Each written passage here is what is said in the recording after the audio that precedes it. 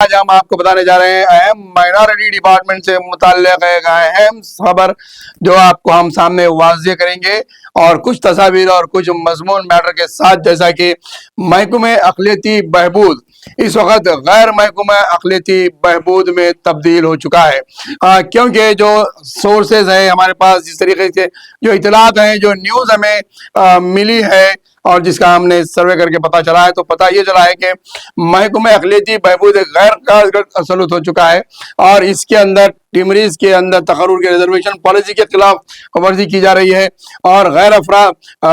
اقلیتی افراد کے تقرر اس میں بڑے پیمانے پر کیے جا رہے ہیں۔ تو وہیں مائنارٹی اقلیتی بہبود میں پنچایت راج کے ڈپارٹمنٹ سے افراد کو ڈپوٹیشن پہ لا کر مسلط کیا جا رہا ہے۔ دوسرے معنی میں اگر دیکھا جائے تو مائنارٹی ڈپارٹمنٹ یعنی کہ تلنگانہ مائنارٹی ڈپارٹمنٹ جو ہے وہ پنچایت راج ڈپارٹمنٹ کے انڈر میں کام کرتا ہوا نظر آ رہا ہے، کیونکہ جو بھی آفیسرز وہاں پر غیر اقلیتی آفیسرز جو ہے وہ پنچایت راج ڈپارٹمنٹ سے ٹرانسفر کیے جاتے ہیں، اور پنچایت راج ڈپارٹمنٹ کے افراد کو وہاں پر مسلط کیا جاتا ہے۔ وہ اپنی پالیسی کے حساب سے جو ہے رقومات کا بجٹ بناتے ہیں اور اسکیمات کا بجٹ بناتے ہیں، اسکیمات کو پینڈنگ کرتے ہیں، فائلز کو پینڈنگ کرتے ہیں، تقررات کے اندر جو ہے کاہلی استعمال کرتے ہیں اور اپنا تعصب بتاتے ہیں۔ اس کے علاوہ مائنارٹی ڈپارٹمنٹ کا جو امیج ہے، جو اس کا جو خاکہ بنا ہوا ہے، اور مائنارٹی ڈپارٹمنٹ جس مقصد سے قائم کیا گیا ہے اسے مسمار کر رہے ہیں اور اس کی چھبی کو خراب کر رہے ہیں۔ چند چیزیں ہم آپ کو اس میں سے بتائیں گے کہ دفتر کمشنریٹ غیر اقلیتی بہبود کے افراد کا مرکز بن چکا ہے، اور وہیں سے اقلیتی بہبود کے تمام تر ادارہ جات جیسے اقلیتی فائنانس کارپوریشن، حج کمیٹی، اردو اکیڈمی، وقف بورڈ وغیرہ میں غیر اقلیتی افراد کا اثر و رسوخ ہے، اور اہم سیکشنز میں ان کو تسلط اور تصرف ہے۔ بیجا پر کوئی روک لگانے والا نہیں ہے ان پر۔ دفتر کمشنریٹ کے کمشنر جو کہ پوری ریاست کے محکمہ اقلیتی بہبود کے صدر دفتر کی حیثیت سے رکھتا ہے، کارگر ملازمین کی اکثریت محکمہ پنچایت راج سے تعلق رکھنے والوں کے ابتدا میں ان ملازمین کو فارن سروس ڈپوٹیشن کے طور پر ملازمت دی جاتی ہے۔ جب ان ملازمین کو محکمہ اقلیتی بہبود اور اس کے اسکیمات کے لیے مختص بجٹ سے وابستہ پڑا، تو انہوں نے سوچا کہ یہاں تو پوری انگلیاں گھی میں رکھی ہوئی ہے، یعنی کہ پنچایت راج کے جو ڈپارٹمنٹ کے جو ڈپوٹیشن پہ آتے ہیں وہ جو ہے پنچایت راج سے آنے کے بعد محکمہ اقلیتی ڈپارٹمنٹ میں دیکھتے ہیں تو یہاں پر سر انگلیاں اور یہاں پر جو ہے انگلیاں اور سر گھی میں ہے، جو مثال مشہور ہے۔ جب وہ یہاں پر آتے ہیں تو یہ دیکھتے ہیں کہ یہاں پہ تو منوراجیم ہے، اور پانچوں انگلیاں اور سر کڑائی میں جو مثال ہے وہ ان کے لیے ثابت ہو رہی ہے، اور وہ یہاں سے اپنے آرام سے بیٹھ کر راج کرتے ہوئے، حکومت کرتے ہوئے فنڈز کا بیجا استعمال کر رہے ہیں۔ فرضی بلز بنائے جاتے ہیں، یا پھر ایک مام کے ٹینڈر کے لیے لاکھوں روپے کے بجٹ بنائے جاتے ہیں۔ جو کام 25 لاکھ 50 لاکھ 10 لاکھ کا ہوتا ہے اس کو ڈبل بنایا جاتا ہے، اور اس میں جو ہے بڑے پیمانے پر دھاندلیاں چل رہی ہیں، یعنی کہ مائنارٹی ڈپارٹمنٹ ایک بڑے اسکیم کے اندر ملوث ہوتا ہوا نظر آ رہا ہے۔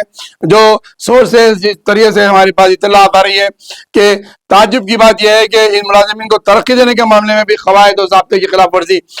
کی جا رہی ہے۔ اقلیتی بہبود کے اسکیمات پر عمل آوری نہ ہونے سے محکمہ خزانے سے اقلیتی بجٹ جو ہے وہ واپس حکومت کو چلے جاتا ہے۔ ڈسٹرکٹ مائنارٹی ویلفیئر آفیسر کی بھی منمانی چل رہی ہے۔ اس کی ایک مثال ہم دے سکتے ہیں کہ سابقہ میں جو چیکس 1-1 لاکھ روپے کے منظور کیے گئے تھے، جو چیک اپنی تاریخ کے حساب سے بنا دیے گئے تھے، لیکن ڈسٹرکٹ مائنارٹی ویلفیئر آفیسر کی کاہلی کی وجہ سے وہ چیکس وقت پر نہیں دیے گئے اور کوڈ آف کنڈکٹ لاگو ہو گیا۔ اس کے بعد جو ہے وہ فنڈز کو فریز کر دیا گیا۔ یہی ڈپارٹمنٹ کے عہدیداروں نے اعلان کر دیا کہ فنڈز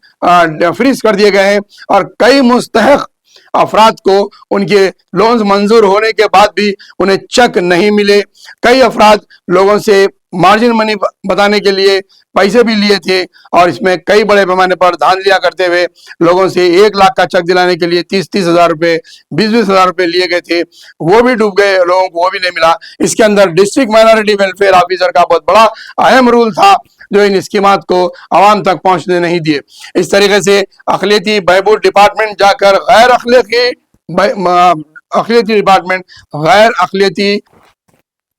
ڈپارٹمنٹ جا کر غیر